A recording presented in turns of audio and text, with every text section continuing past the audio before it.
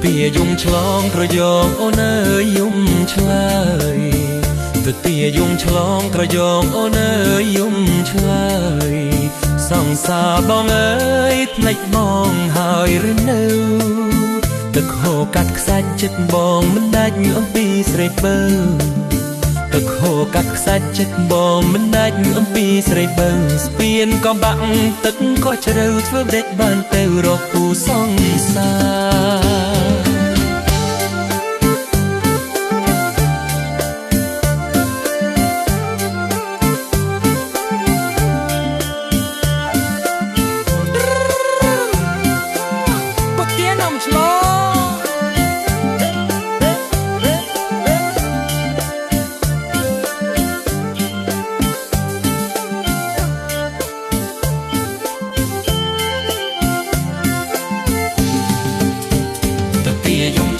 ត្រយងអូនអើយយំឆ្លើយ